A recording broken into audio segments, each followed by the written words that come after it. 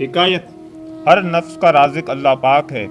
حضرت شیخ سعدی رحمۃ اللہ علیہ بیان کرتے ہیں کہ ایک درویش جنگل کے سنسان راستے میں سفر کر رہا تھا۔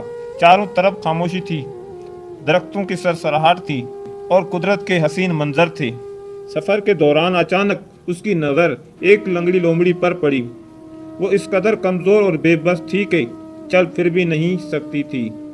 اسے دیکھ کر درویش کے دل میں یہ خیال آیا، یہ لومڑی اپنا رزق کیسے حاصل کرتی ہوگی؟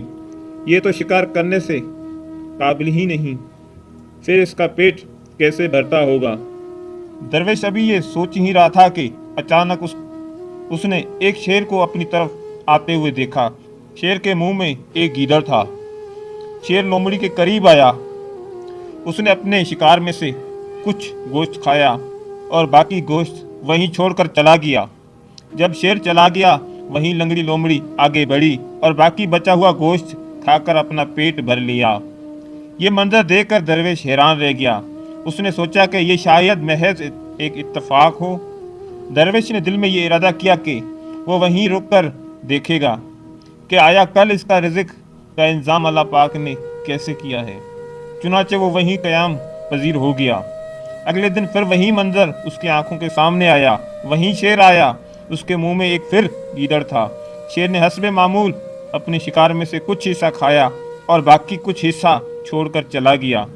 حسب معمول پھر وہی ہوا، لنگڑی لومڑی آگے بڑھی اور باقی بچا ہوا گوشت کھایا اور اپنا پیٹ بھر لیا۔ اب اس درویش کو یقین ہو گیا کہ اس لومڑی کے رزق کا انتظام اللہ تعالیٰ کی طرف سے ہے۔ اس نے دل میں یہ سوچا، جب اللہ پاک ایک بے بس اور لنگڑی لومڑی کو رزق پہنچا سکتا ہے تو مجھے کیوں نہیں پہنچائے گا؟ یہ سوچ کر اس نے بھی فیصلہ کیا کہ اب وہ بھی رزق کے لیے کوئی کوشش نہیں کرے گا۔ وہ ایک جگہ جا کر بیٹھ گیا اور اللہ تعالیٰ کی طرف سے رزق آنے کا انتظار کرنے لگا۔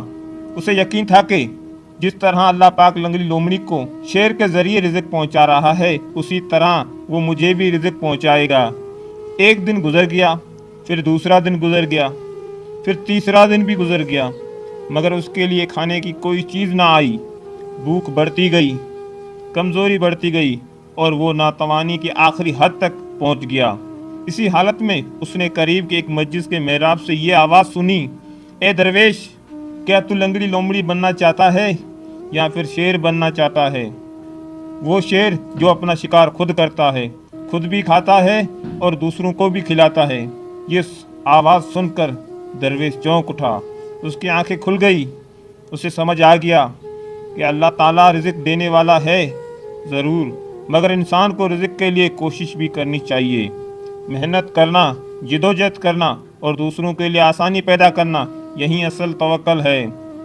خلاصہ حکایت، شیخ سعدی رحمۃ اللہ علیہ اس حکایت کے ذریعے یہی سمجھانا چاہتے ہیں کہ رزق پہنچانے کا انتظام اللہ تعالیٰ کی طرف سے ہوتا ہے، لیکن انسان کو بھی ہاتھ پاؤں مارنے چاہیے، محنت کرنی چاہیے اور ایسا بننا چاہیے کہ وہ نہ صرف اپنے رزق کمائے بلکہ دوسروں کی مدد بھی کر سکے، کیونکہ بہتر انسان وہ ہے جو خود بھی کمائے اور دوسروں کو بھی کھلائے۔ کیسی لگی آج کی آپ کو حکایت؟ کامنٹ باکس میں ضرور بتائیے گا۔ اگر ویڈیو پسند آئے تو لائک اور شیئر ضرور کیجیے گا۔ چینل کو سبسکرائب بھی کر دیجیے گا تاکہ ہر نئی آنے والی ویڈیو کا نوٹیفیکیشن آپ تک پہنچتا رہے۔ اگلی ویڈیو کے لیے دیجیے گا اجازت۔ اللہ نگہبان۔